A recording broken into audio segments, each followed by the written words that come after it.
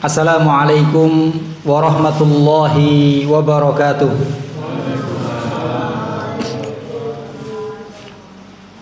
Innal hamdalillah nahmaduhu wa nasta'inuhu wa nastaghfiruh wa na'udzu billahi min sururi anfusina wa sayyiati a'malina.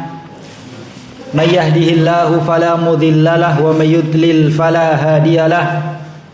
Asyhadu an la ilaha illallah wahdahu la syarika lah wa asyhadu anna Muhammadan abduhu wa rasuluh.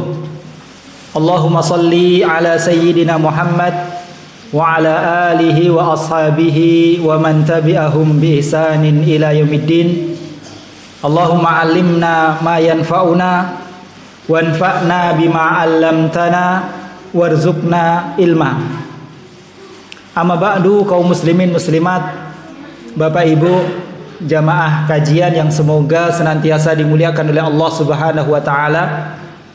Alhamdulillah, kita bersyukur kepada Allah atas segala limpahan nikmat yang Allah berikan kepada kita, sehingga pada kesempatan malam hari ini alhamdulillah kita dipertemukan oleh Allah, dikumpulkan oleh Allah Subhanahu wa taala di tempat yang paling baik dalam rangka untuk thalabul ilmi. Kita memohon kepada Allah agar Allah memberikan kepada kita tambahan ilmu yang bermanfaat, ilmu yang dapat kita amalkan, dan amalan yang diterima oleh Allah Subhanahu wa taala. Kaum muslimin muslimat, Bapak Ibu rahimani Allah, insyaallah pada kesempatan kali ini kita akan melanjutkan membaca, mengkaji, mengambil faidah-faidah dari hadis-hadis Nabi sallallahu alaihi wasallam yang dikumpulkan oleh Al-Imam An-Nawawi Asy-Syafi'i rahimahullah dalam kitab beliau Hadis Arba'in Nawawiyah. Dan sekarang kita sampai pada hadis yang ke-14. Hadis yang ke-14. Hadis yang pendek namun memiliki cakupan yang sangat banyak. Dan hadis ini yang menunjukkan sekali lagi kepada kita akan salah satu keistimewaan Rasulullah, yaitu bahwasanya Rasulullah SAW diberikan oleh Allah dengan jawami'ul kalim. Jawami'ul kalim yaitu ucapannya itu sedikit. Ucapannya Rasulullah itu sedikit, beliau itu tidak banyak berbicara. Tapi dari ucapan beliau, sabda beliau yang sedikit itu mengandung makna yang begitu banyak, besar, dalam. Ini jawami'ul kalim, keistimewaan yang Allah berikan khusus untuk beliau sallallahu alaihi wasallam. Dan di antaranya yaitu hadis yang akan kita pelajari di sini. Saya bacakan teks hadisnya, hadis yang ke-14. Ani bin Mas'udin radhiyallahu anhu qala, bersumber dari sahabat yang mulia Ibnu Mas'ud, yaitu Abdullah Ibnu Mas'ud radhiyallahu anhu, beliau berkata, qala Rasulullah sallallahu alaihi wasallam, Rasulullah sallallahu alaihi wasallam bersabda, la yahillu damu mri'in muslimin illa bi ihdath thalath. Tidak halal darah seorang muslim kecuali karena salah satu dari 3 perkara. Ats-tsayyibuz zani, yaitu orang yang sudah menikah kemudian dia berzina. Wan nafsu bin nafsi, orang yang membunuh seorang muslim tanpa hak. Wat tariku lidinihi al-mufariqu lil jamaah, yaitu orang yang murtad, orang yang meninggalkan agamanya. Rawahul Bukhari wa Muslim. Hadis ini diriwayatkan oleh Imam Bukhari dan Muslim. Jadi Bapak Ibu rahimani Allah, Rasulullah SAW bersabda bahwasannya tidak halal darah seorang muslim. Artinya tidak boleh ditumpahkan sedikit pun darah seorang muslim. Haram darah seorang muslim itu untuk ditumpahkan, kecuali karena salah satu dari 3 sebab. Jadi 3 sebab tersebut baru dibolehkan untuk ditumpahkan darah seorang muslim. Apa 3 sebab tersebut? Yaitu yang pertama, yaitu apabila seorang yang sudah menikah kemudian dia berzina. Yang kedua, yaitu orang yang membunuh seorang muslim dengan sengaja. Kemudian yang ketiga, orang yang murtad, keluar dari agama Islam. Ya. Hadis ini ya sebelumnya yaitu diriwayatkan bersumber dari sahabat yang mulia yaitu Abdullah ibnu Mas'ud. Dulu ya sudah kita sampaikan tentang perawi atau biografi dari beliau sahabat Abdullah ibnu Mas'ud. Sedikit kita mengulang agar kita terus ya mengingat ya mengenal sedikit ya biografi ya orang-orang yang mulia yaitu para sahabat Rasulullah sallallahu alaihi wasallam. Sahabat Abdullah ibnu Mas'ud adalah sahabat yang mulia.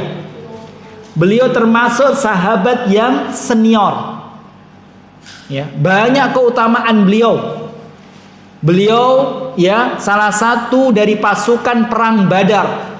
Sahabat yang mengikuti perang Badar. Yang mana para sahabat yang mengikuti perang Badar ini memiliki keutamaan yang luar biasa yang Allah berikan khusus untuk mereka. Di antaranya adalah sahabat Ibnu Mas'ud. Dan sahabat Ibnu Mas'ud ini ya, beliau itu banyak bersama Rasulullah SAW. Sangat dekat hubungannya dengan Rasulullah. Beliau yang memenuhi kebutuhan Rasulullah, yang menyiapkan kebutuhan Rasulullah. Rasulullah ingin wudu, beliau yang mengambilkan airnya, ya, yang memenuhi kebutuhan Rasulullah SAW. Beliau sering, ya, bersama Rasulullah, ya. Oleh karenanya banyak hadis yang diriwayatkan oleh beliau. Ya, beliau telah meriwayatkan hadis dari Rasulullah itu sebanyak 848 hadis. 848 hadis yang beliau riwayatkan dari Rasulullah.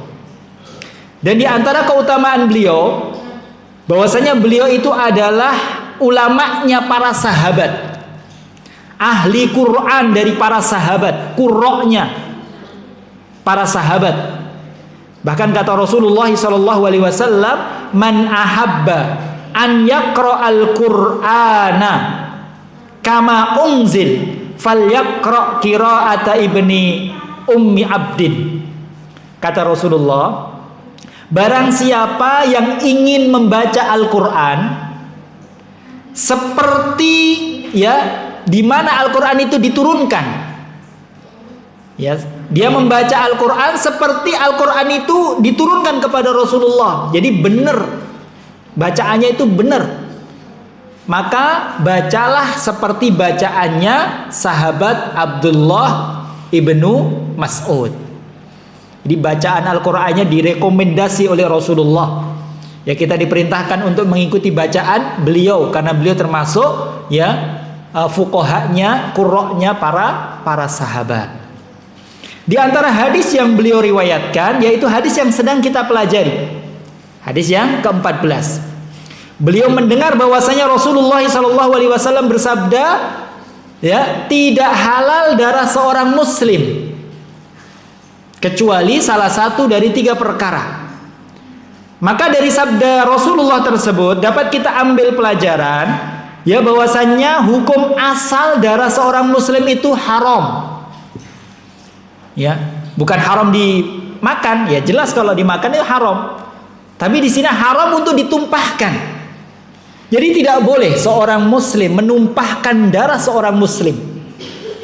Ya, entah itu dengan membunuhnya atau bahkan dengan sedikit menyakitinya. Ya. Maka haram. Darah seorang muslim ya haram.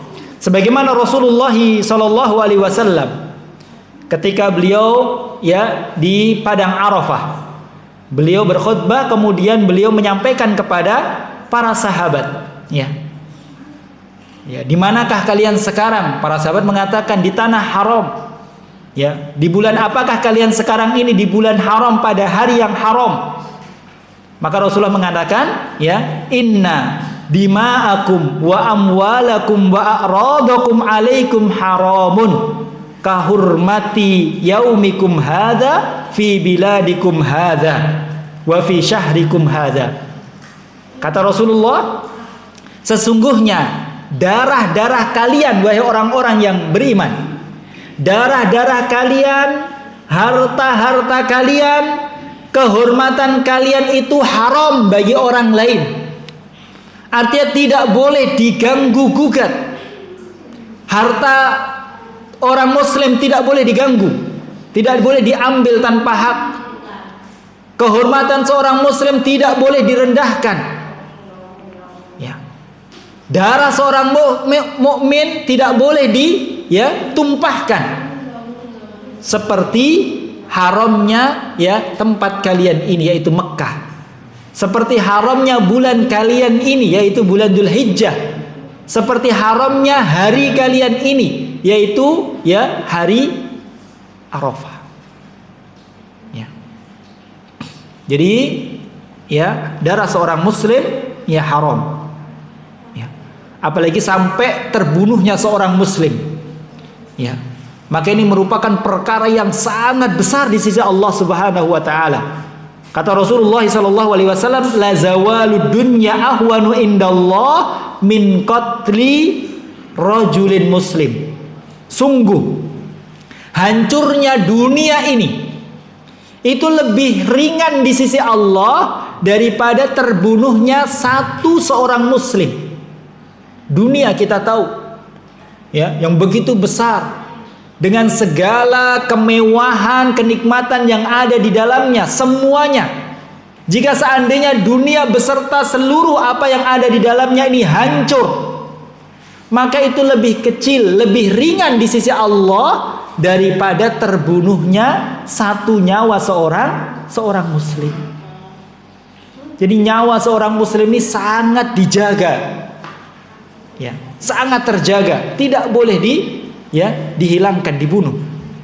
Bahkan di dalam hadis yang lain Rasulullah mengatakan bahkan darah seorang mukmin itu lebih mulia daripada Ka'bah, Baitullah yang mulia. Kita tahu Baitullah, Ka'bah, rumah Allah yang begitu mulia, yang dikunjungi terus oleh kaum muslimin dari berbagai penjuru dunia datang untuk beribadah di tempat tersebut, beribadah kepada Allah di tempat yang mulia tersebut. Tapi ternyata kata Rasulullah, nyawa seorang muslim itu lebih agung, lebih mulia daripada kemuliaan Ka'bah tersebut. Maka dari sini kaum muslimin muslimat rahimani Allah wa iyyakum. Artinya tidak boleh bagi siapapun untuk menumpahkan darah seorang muslim, apalagi sampai membunuhnya. Dan wa na'udzubillahi min dzalik, membunuh seorang muslim merupakan dosa yang besar. Tapi sekarang ini nyawa seorang muslim, darah seorang muslim itu seakan-akan tidak ada harganya. Hampir setiap hari kita mendengarkan berita pembunuhan, wa na'udzubillahi min dzalik. Bahkan membunuh anggota keluarganya sendiri, anak membunuh orang tuanya, atau sebaliknya orang tua membunuh anaknya, suami membunuh istrinya atau sebaliknya. Wa na'udzubillahi min dzalik. Dosa besar, nanti akan kita sampaikan. Maka Islam sangat melarang, Islam sangat menjaga nyawa darah seorang muslim. Kemudian dengan membunuh seorang muslim, menumpahkan darah seorang muslim, maka efek bagi pelakunya dia akan menjadi orang yang bangkrut nanti pada hari kiamat. Dalam hadis yang dikenal dengan hadis muflis, orang yang bangkrut pada hari kiamat. Kata Rasulullah SAW, al-muflisu min ummati, orang yang bangkrut dari umatku, man ya'ti yaumal qiyamati bi salatin wa siyamin wa zakatin, yaitu orang yang datang kepada Allah pada hari kiamat. Dia dengan membawa banyak pahala. Banyak pahala dia bawa. Pahala-pahala sholat yang begitu banyak. Pahala puasa banyak. Pahala zakat, sedekah dan kebaikan-kebaikan yang lain banyak. Walakin ya'ti qad syatama hadza, wa qadhafa hadza, wa safaka dama hadza, wa dharaba hadza. tapi dia datang juga kepada Allah pada hari kiamat dengan membawa dosa-dosa kezaliman.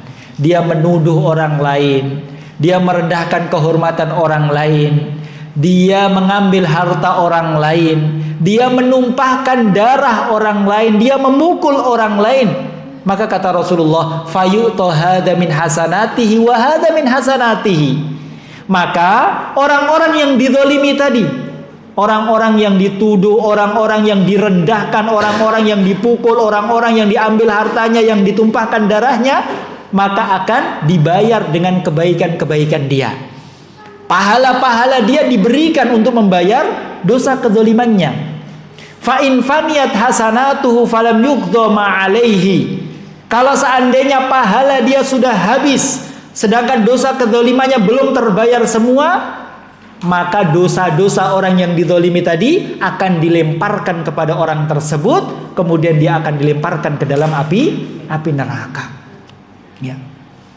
Ini orang yang membawa pahala yang banyak, tapi kezalimannya juga banyak, dan kezaliman tersebut akan terus dibawa sampai nanti pada hari kiamat. Allah akan mengadili.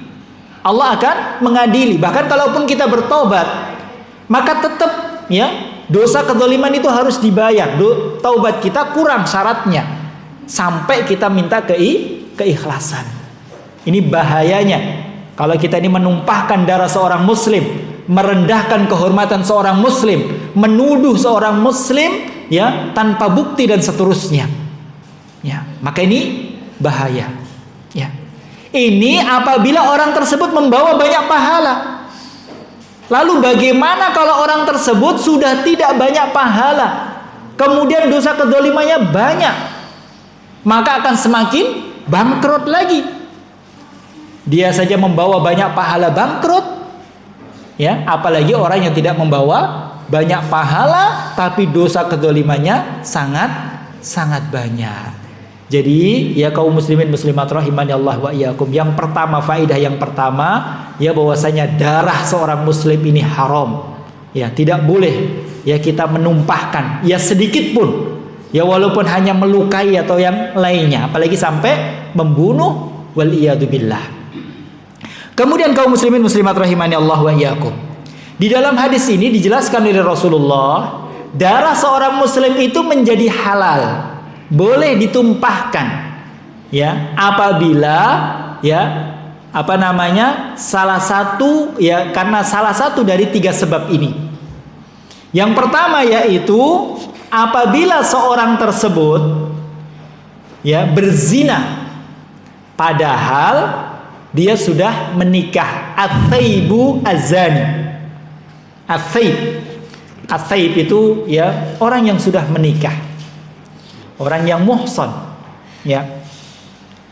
Syaratnya jadi orang yang menikah ya ats-tsaibu zani, yaitu nanti hadnya hukumannya yaitu dibunuh. Ya, siapa ats-tsaib itu? Ats-tsaib itu syaratnya yaitu ya dia pernah pernah nikah ya, orang yang sudah pernah nikah dan dia sudah pernah hubungan badan. Walaupun dia masih punya istri ataupun sudah tidak punya istri, tapi dia pernah menikah dan dia sudah berhubungan badan. Kalau dia sudah pernah menikah tapi belum berhubungan badan, misalnya dia nikah, wa na'udzubillah, belum berhubungan badan dengan istrinya, tapi ternyata malah sudah berzina dengan orang lain, maka ini tidak dinamakan ats-tsaib. Ya, walaupun sudah menikah, nanti hukumannya bukan dibunuh. Ya. Jadi yang sudah menikah dan sudah berhubungan badan. Kemudian yang kedua, yaitu dia balik dan berakal. Orangnya balik dan berakal. Kemudian yang ketiga yaitu dia merdeka, bukan seorang budak. Maka apabila ya terpenuhi syarat tersebut ya, kemudian dia berzina ya, maka dia ats-tsaibu az-zani. Maka hukumannya yaitu dibunuh. Tapi semua yang melakukan hukuman ya bunuh ini yaitu bukan sembarangan orang. Tidak semua orang kemudian dibolehkan untuk membunuh, untuk menghukum dia, tidak. Tapi yang menegakkan hukuman ini adalah al-amir, pemimpin yang sah. Pemimpin yang sah atau orang yang mewakili pemimpin tersebut. Jadi bukan berarti kemudian kita melihat orang yang berzina, orang tersebut sudah nikah kemudian berzina, kemudian kita bunuh, tidak. Ini tidak boleh. Jadi yang melakukan had membunuh ini adalah seorang pemimpin. Ya. Kemudian dikatakan berzina di dalam Islam, berzina yang syar'an, dihukumi berzina secara syar'i, yaitu apabila dia berzina di dalam kemaluannya. Kalau misalnya belum berzina, dia hanya misalnya berduaan atau peluk-pelukan atau yang lainnya, maka ini belum dihukumi berzina. Maka tidak bisa ditegakkan hukum tadi, had dibunuh tadi. Ya. Kemudian kaum muslimin muslimat rahimani Allah wa iyyakum jami'an, para ulama sepakat bahwasannya orang yang sudah menikah kemudian dia berzina, maka para ulama sepakat hukumannya adalah dirajam, dibunuh. Rajam itu apa Pak?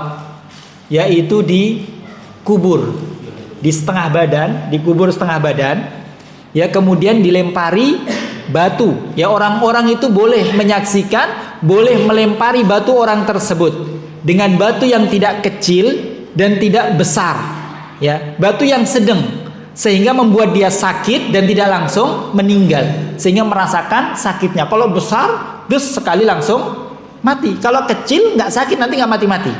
Jadi yang sedang. Jadi dia merasakan siksaan tersebut sampai mati. Ini rajam. Dan itu diperlakukan untuk orang yang sudah menikah kemudian dia berzina.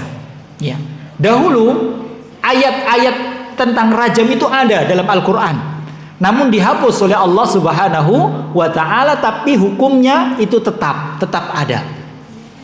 Dan dahulu Rasulullah SAW juga pernah merajam, wanita yang berzina pada zaman beliau. Kemudian beliau juga pernah merajam Maiz, sahabat yang melakukan perzinaan. Ketika Maiz mengaku, ya Rasulullah, saya telah melakukan perbuatan keji berzina, maka hukumlah saya. Maka Rasulullah suruh pergi. Ia pergi. Kemudian kedua kali datang, disuruh pergi. Mungkin kamu cuma begini, mungkin Rasulullah tidak ingin merajam sebetulnya, ingin memberikan uzur kepada orang tersebut. Tapi sampai 3 kali dia datang lagi, ya Rasulullah, saya telah berzina, maka hukumlah saya. Maka Rasulullah suruh pergi dan seterusnya. Kemudian tanya para sahabat, mungkin Maiz ini sedang mabuk atau yang lainnya, mungkin dia cari. Rasulullah mencarikan udzur sehingga tidak sampai dirajam. Tapi Maiz sendiri yang nekat, dia bersikeras, kekeh untuk minta dirajam, dihukum. Keempat kalinya dia datang, ya Rasulullah, hukumlah saya telah melakukan perbuatan keji. Maka dirajam oleh Rasulullah. Setelah dirajam, dia merasakan sakit. Kemudian dia kabur, bisa lepas, kabur. Kemudian salah seorang sahabat dikejar dan dilempar, akhirnya meninggal. Berita tersebut sampai kepada Rasulullah, kemudian Rasulullah marah kepada pemuda tersebut. Rajam ini ada, dan pada zamannya Rasulullah SAW, mereka juga melakukan hukuman rajam ini. Tapi sekali lagi, rajam ini dilakukan kepada orang yang berzina dan sudah menikah. Dan syaratnya ditegakkan hukum rajam itu kalau terbukti. Bagaimana cara membuktikannya? Yaitu 2 yang disepakati oleh para ulama. Yang pertama yaitu pengakuan dari orang yang berzina. Dia mengaku kepada pemimpin, saya telah berzina, mengaku. Maka dengan pengakuan ini maka bisa ditegakkan hukum rajam. Tapi kalau orang yang ngaku tersebut kemudian menarik pengakuannya, maka tidak boleh dihukum rajam. Dia mengaku dan dia meyakinkan saya telah melakukan perbuatan zina, minta dihukum, maka baru bisa. Kemudian yang kedua, kalau tidak dengan pengakuan, yaitu dengan 4 saksi. 4 saksi. Kalau ada 4 saksi yang adil dan semuanya melihat dengan jelas, semua keempat-empatnya melihat perbuatan perzinaan dengan jelas tanpa samar-samar, semuanya melihat langsung, maka 4 saksi tersebut bisa menjadi bukti dosa perzinaan tersebut. Tapi kan sulit. Ya, orang zina kok kemudian dilihat 4 orang, sulit. Jadi penerapannya itu sulit, sangat jarang. Sangat jarang. Yang pertama dengan pengakuan, itu jarang. Orang berzina kemudian ngaku, maka jarang. Kalau tidak ngaku, maka dengan cara yang kedua, yaitu dengan disaksikan 4 orang, itu pun jarang, karena biasanya berzina itu sembunyi-sembunyi. Kalau yang pengakuan tidak ada pengakuan, tidak ada 4 saksi yang sah, maka tidak boleh ditegakkan hukum rajam, tidak boleh. Tidak boleh. Kecuali 1 lagi, tapi diperselisihkan oleh para ulama, yaitu hamil. Maka ini diperselisihkan oleh para ulama. Baik. Ini kaum muslimin muslimat rahimani Allahu wa iyyakum jami'an, hukuman bagi orang yang sudah menikah kemudian dia berzina. Ya. Tapi wa na'udzubillahi min dzalik. Zaman kita ini zaman yang wa na'udzubillah. Ya.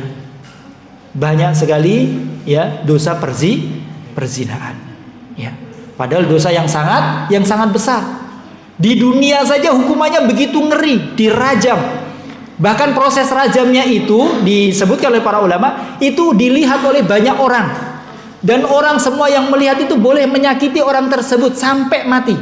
Kalau langsung dibunuh enak. Tapi itu disiksa, dibuat malu, kemudian orang diperintahkan untuk melihat, bukan di tempat yang sepi, justru di tempat yang dilihat oleh banyak orang. Semua orang boleh menyakiti orang tersebut, melempari batu dan seterusnya. Ya.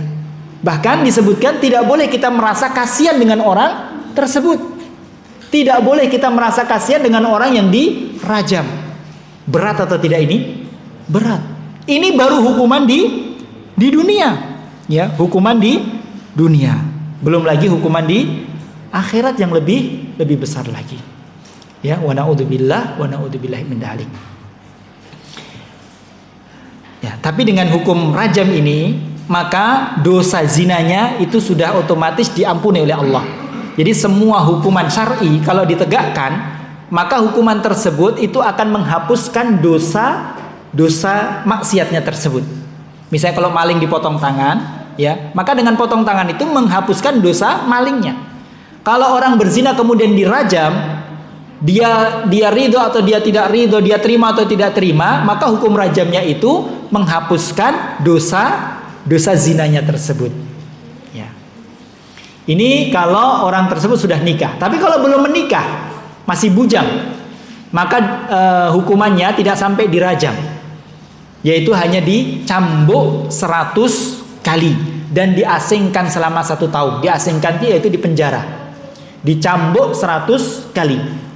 Bisa mati karena cambukan, ya bisa juga tidak mati. Kalau tidak mati ya sudah dibebaskan hidup. Tapi diasingkan selama 1 tahun. Di penjara selama 1 tahun. Tapi kalau dalam pengasingan ini dapat madharat, ada bahayanya, maka tidak diasingkan, hanya dicambuk 100 kali. Tapi ya sakit atau tidak dicambuk 100 kali, wa naudzubillah. Maka ya dari sini kaum muslimin muslimat rahimani Allah wa iyyakum jami'an menunjukkan kepada kita besarnya dosa berzina. Oleh karenanya Allah Subhanahu wa taala melarang keras dosa zina ini. Bahkan Allah pun melarang sarana-sarana yang dapat mengantarkan seseorang ke dalam perbuatan zina. Oleh karenanya di dalam ayat Allah mengatakan wala taqrabuz zina. Janganlah sekali-kali kalian mendekati zina. Di situ Allah tidak melarang janganlah kalian berzina. Tapi bahkan Allah melarang janganlah mendekati zina. Jadi semua sarana yang dapat mengantarkan seseorang dalam perbuatan zina, maka itu dilarang, diharamkan oleh Allah. Di antaranya contohnya yang dilarang oleh Allah, dilarangnya itu karena sebab dapat mengantarkan kepada perbuatan zina. Yaitu yang pertama, yaitu ya pandangan-pandangan yang yang syahwat. Jadi dia melihat laki-laki melihat perempuan ya yang bukan mahramnya. Ya sebaliknya perempuan ya melihat ya laki-laki yang bukan mahramnya. Dia tidak menjaga pandangannya. Maka ini dilarang. Ya, maka ini dilarang ya. Kata Rasulullah SAW, ya Ali, la tattabi'in nadharata bi'an nadharata fa innalakal ula walaysat lakat thaniyah. Wahai Ali, janganlah engkau mengikuti pandangan yang pertama dengan pandangan berikutnya. Karena sesungguhnya kamu itu diampuni pada pandangan pertama, tapi tidak pada pandangan berikutnya. Artinya, kalau kita tidak sengaja melihat perempuan, ya kita noleh begitu, lihat perempuan, maka pandangan pertama ini diampuni karena tidak sengaja. Nggak tahu-tahu lihat gini, lihat perempuan. Tapi kalau sudah begitu, kedua kalinya ini baru yang tidak boleh. Sudah tahu itu perempuan, kok masih lihat lagi begini?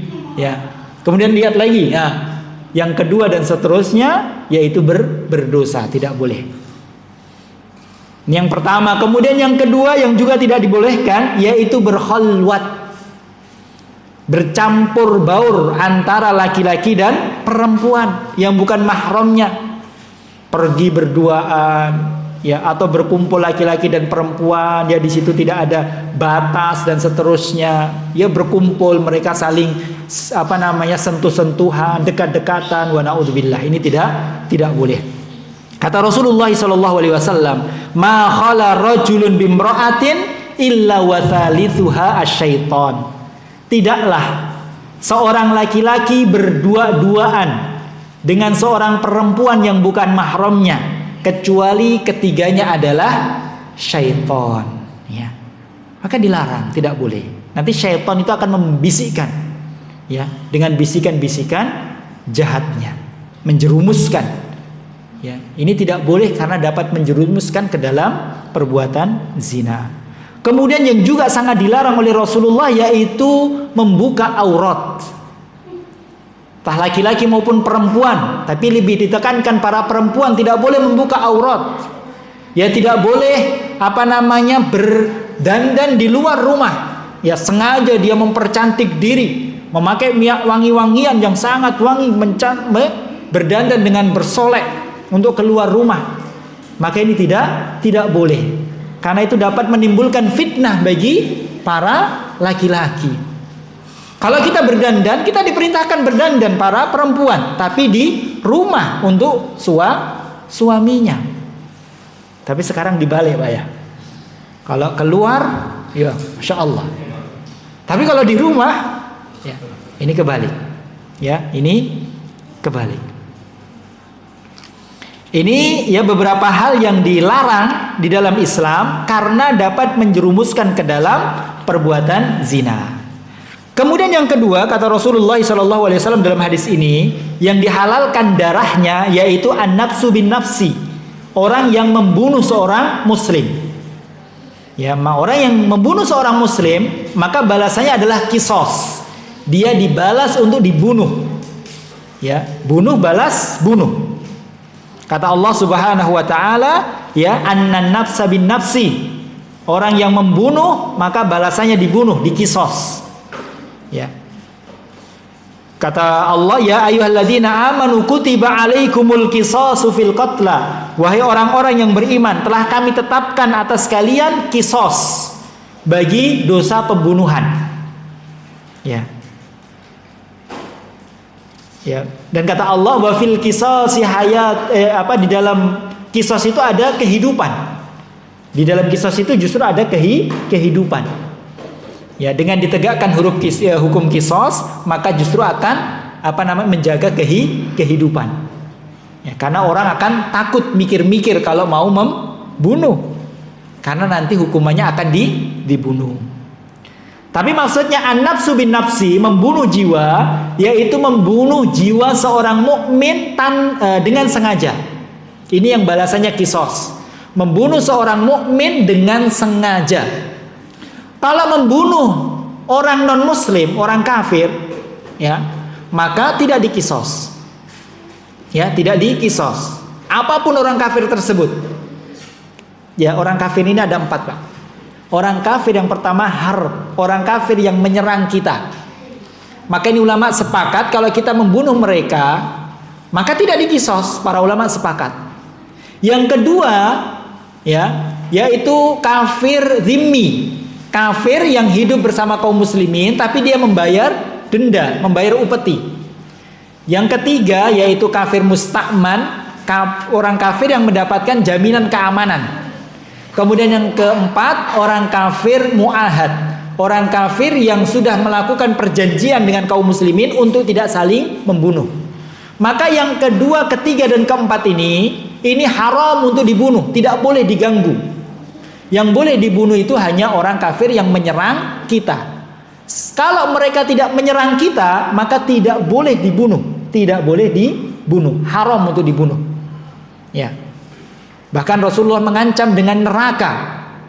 Man qatala qatilan min ahli dhimmah falam man qatala qatilan min ahli dhimmah falam yadkhulul jannah walam yajid rihaha.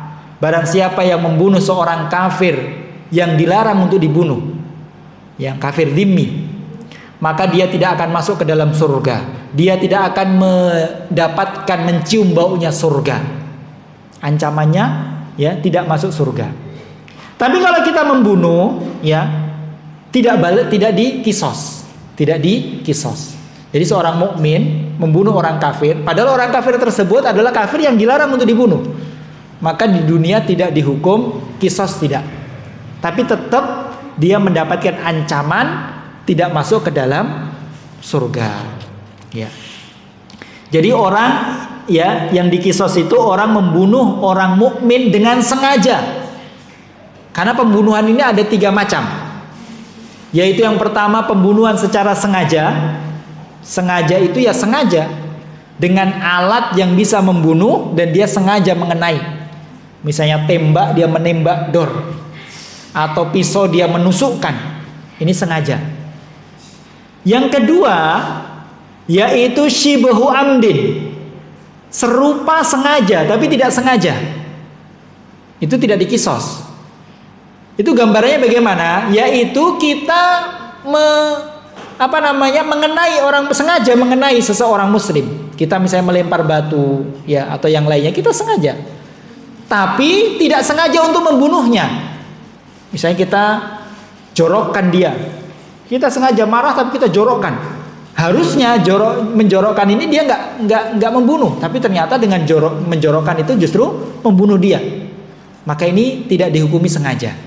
Atau dia melempar pulpen, sengaja dia melempar. Harusnya pulpen itu tidak bisa membunuh, tapi ternyata dengan melempar pulpen ternyata orang tersebut mati. Maka ini bukan dihukumi sengaja, maka tidak boleh dikisos. Tidak boleh dikisos. Yang ketiga yaitu khata', karena salah. Membunuh seseorang karena salah, tidak sengaja. Contoh, dia mau nembak.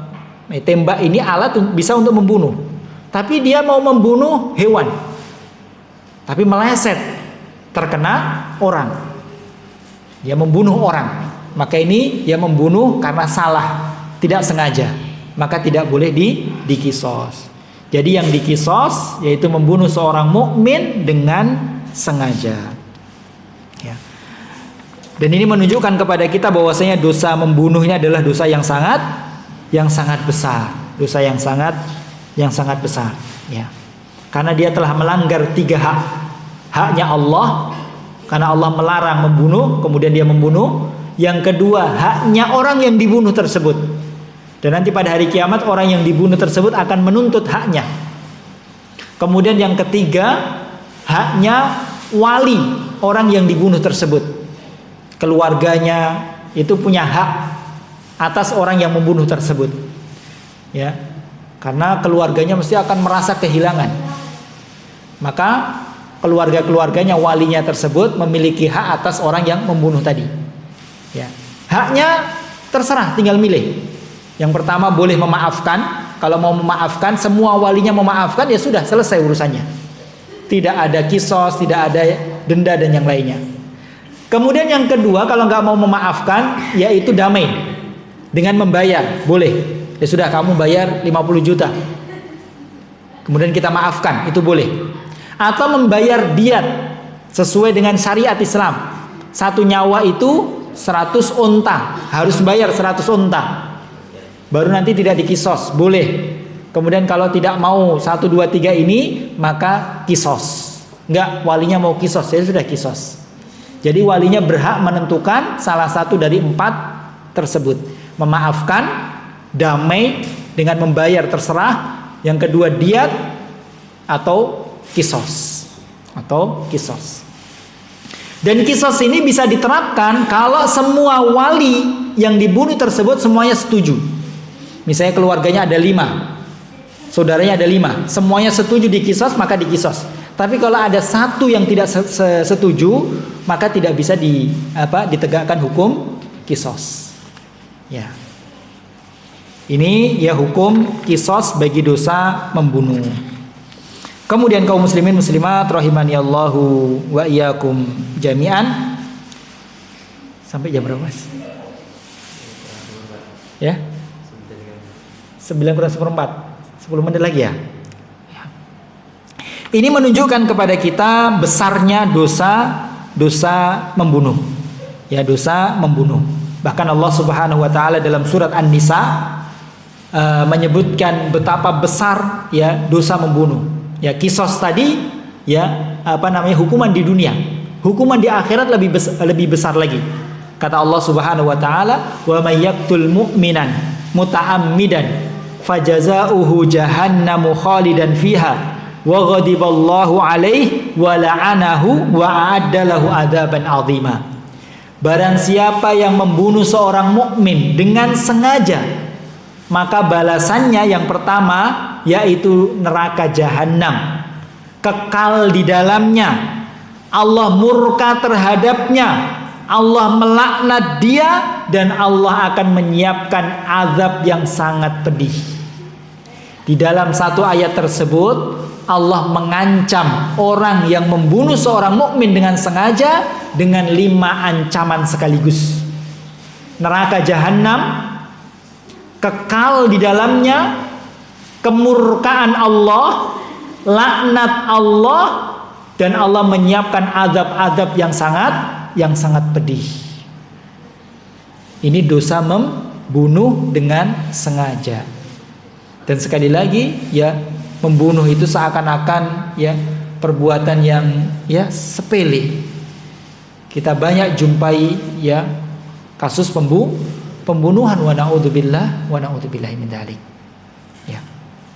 Kemudian yang ketiga, yang terakhir ya, yang dikecualikan ya, bahwasanya darah seorang mukmin itu haram kecuali yaitu orang yang murtad. Orang yang meninggalkan agamanya, keluar dari Islam. Awalnya dia seorang muslim, ya, kemudian dia murtad, ya keluar dari Islam, ya karena kekufuran, ya yang dia lakukan. Maka kata Rasulullah SAW, man baddala dinahu faqtuluh. Barang siapa yang meninggalkan agamanya, yaitu agama Islam, maka bunuhlah dia. Ya, dibunuh, diperingatkan, ya didakwai, ya, kemudian kalau tidak mau maka dibunuh. Tapi kalau dia mau menerima ya peringatan, mau menerima dakwah, kemudian dia masuk Islam lagi, maka tidak boleh dibunuh. Tapi sekali lagi, yang boleh yang membunuh, yang boleh merajam, yang boleh mengkisos, yang membunuh orang yang murtad itu tidak sembarangan orang, tapi harus pemimpin yang sah yang memutuskan hukuman untuk mereka. Ini ya 3 orang yang boleh untuk ditumpahkan darahnya, ya, untuk ditumpahkan darahnya. Di dalam hadis ini disebutkan 3. Tapi di dalam hadis-hadis yang lain, ya kita sebutkan secara singkat, ada beberapa orang yang halal darahnya. Yaitu yang lainnya yaitu orang yang melakukan liwat. Liwat ini homo. Ya, homoseksual. Maka ini para ulama sepakat bahwasanya orang tersebut hukumannya adalah dibunuh. Ya. Hukumannya dibunuh. Kata Rasulullah sallallahu alaihi wasallam, "Man wajadtumuhu ya'malu amala qaumi liutin faqtulu al-fa'il wal maf'ul." Barang siapa yang menjumpai orang yang melakukan perbuatannya kaum Lut, yaitu homo, maka bunuhlah pelakunya dan korbannya. Pelakunya dan korbannya. Kemudian yang berikutnya yaitu seseorang yang menikahi wanita mahramnya, laki-laki yang menikahi wanita mahramnya, maka sebagian para ulama mengatakan hukumannya adalah dibunuh. Orang menikahi misalnya kakaknya, orang menikahi saudari istrinya, ya, atau mahramnya yang lain, orang-orang yang tidak boleh dinikahi. Kemudian yang lainnya yaitu ya tukang sihir. Ya. Kata Rasulullah, "Man haddus sahiri darbatu saifin." Hukuman atau had bagi penyihir yaitu ya dipenggal kepalanya. Tapi sekali lagi kaum muslimin muslimat rahimani Allah, ini peringatan penting ya, yang berhak untuk melakukan hukuman tersebut, menegakkan hukuman tersebut adalah pemerintah. Kalau pemerintah melakukan, ya, tapi kalau tidak, ya tidak boleh setiap orang, sembarangan orang untuk menegakkan sembarangan hukuman tersebut. Tapi kaum muslimin muslimat rahimani Allahu wa iyyakum jami'an, mungkin ini yang bisa kita sampaikan, pembahasan tentang hadis yang ke-14 yang menunjukkan kepada kita bahwasanya pada asalnya darah seorang muslim itu haram, tidak boleh ditumpahkan, ya, kecuali karena sebab-sebab yang dibolehkan oleh syariat. Yang disebutkan di dalam hadis ini yaitu 3 orang yang sudah menikah kemudian dia berzina, orang yang membunuh dengan sengaja seorang mukmin, kemudian yang ketiga orang yang murtad atau meninggalkan agamanya.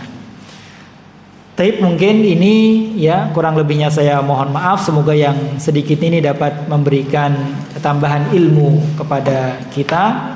Sebelum kita akhiri mungkin ada pertanyaan, kami persilahkan. Mungkin ibu-ibu ada yang bertanya atau bapak-bapak, ya kami persilahkan. Bismillah.